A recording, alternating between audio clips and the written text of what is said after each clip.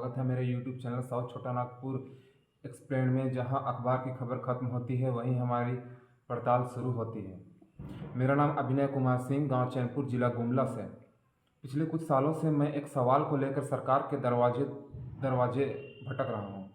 झारखंड में आदिवासी और मूलवासी समुदाय की पहचान तय करने के लिए 1932 के खतियान पर आधारित डोमिसाइल नीति आज तक क्यों नहीं बनी, और जब अब राज्य में मतदाता सूची के SIR यानी हो रहा है तो यह सवाल कहीं और ज़्यादा महत्वपूर्ण हो गया है। इस वीडियो में मैं आपको बताऊंगा यह मुद्दा क्यों और कहां से शुरू हुआ, कानूनी सहायता व्यवस्था ने मेरे साथ क्या किया, RTI के साथ चौंकाने वाला जवाब कैसे मिल रहा है, और मैं झारखंड हाईकोर्ट में तैयारी कर रहा हूं कि इस मुद्दे को झारखंड हाईकोर्ट ले जाया जाए। तो मुद्दे की जड़ बात करते हैं। सबसे पहले कागज बनाम आदिवासी। नक्शा खतियान के पुराना दस्तावेज तो आप लोग देखे ही होंगे।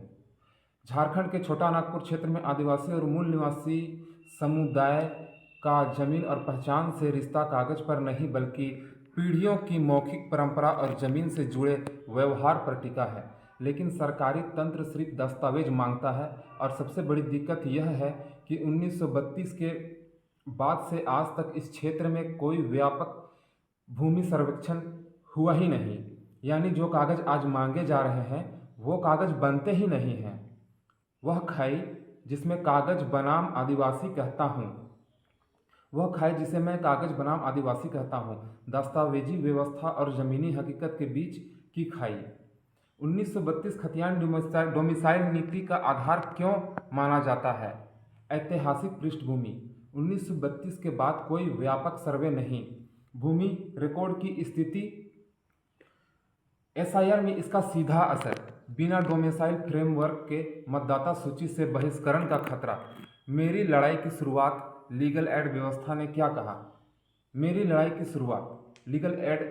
क्या कहा?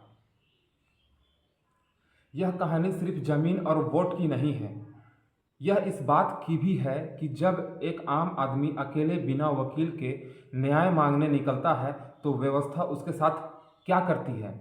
मैं खुद पार्टी इन पर्सन के तौर पर कानूनी सहायता के लिए DLSA गुमला झलसा से संपर्क किया, लेकिन जो अनुभव मिला वह चौंकाने वाला था। मेरी झारखंड हाईकोर्ट की एक याचिका 11279/2025 अभी तक लीगल एड वकील 6 बार बदले जा चुके हैं। हर बार नया वकील नियुक्त होता है और हर बार वह किसी न किसी वजह से केस छोड़ देता है। हाल ही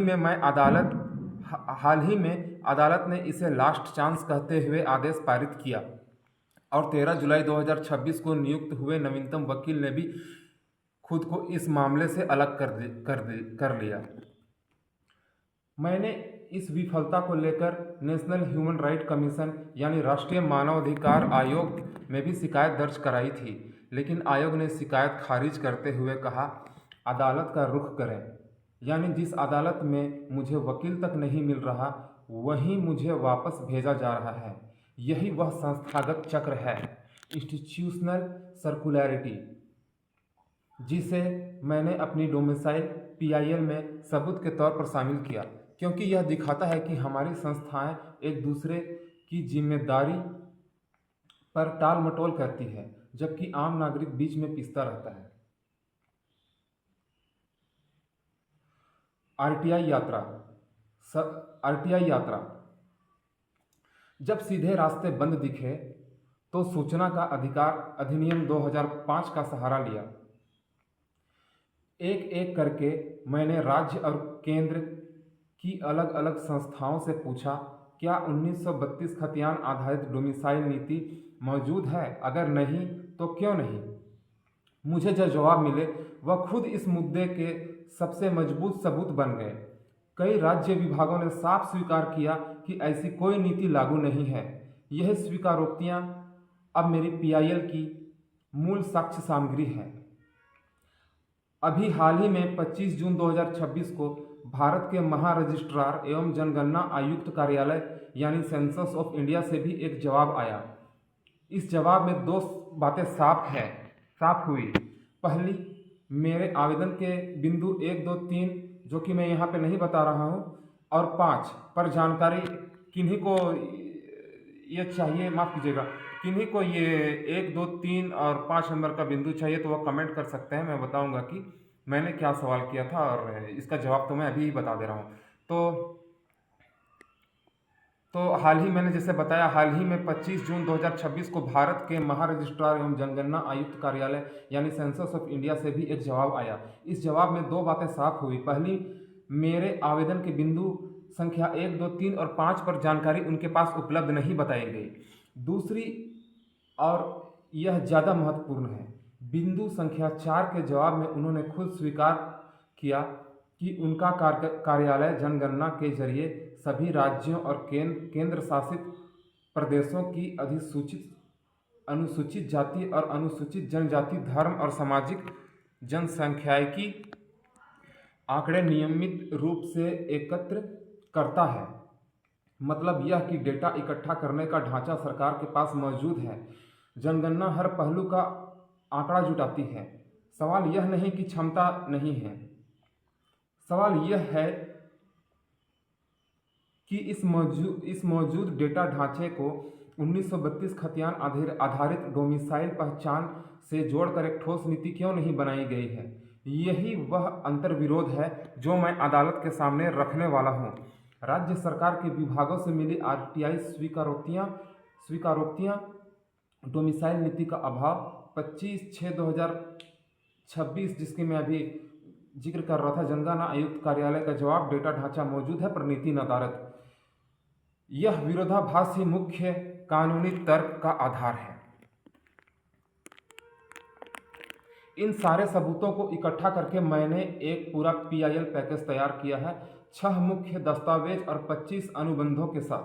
इसके साथ साथ मैंने मुख्य चुनाव आयुक्त, मुख्यमंत्री, राज्यपाल, कई सांसदों और विधायकों को पत्र लिखे, एक हिंदी प्रेस विज्ञप्ति जारी की, नेशनल ह्यूमन राइट कमीशन में प्रथम अपील दाखिल की और यहाँ तक कि संयुक्त राष्ट्र के विशेष प्रतिवेदकों UN स्पेशल रैप्टर्स को भी शिकायत भेजी। यह अकेले बिना किसी संगठन या वकील की मदद के एक आम नागरिक द्वारा उठाया गया कदम है और अब अगला कदम है इसे झारखंड हाईकोर्ट में औपचारिक रूप से दाखिल करना। आगे की राह, मैं अभी झारखंड हाईकोर्ट में इस मामले को दाखिल करने की तैयारी में हूँ। मेरा उद्देश्य साफ है, अदालत से यह मांग करना कि राज्य सरकार को 1932 खतियान आधारित डोमिसाइल नीति तय करने का निर्देश दिया जाए ताकि SIR की प्रक्रिया में किसी भी आदिवासी या मूलवासी नागरिक का नाम सिर्फ कागजी दस्तावेजों की कमी की वजह से मतदाता सूची से न हटे।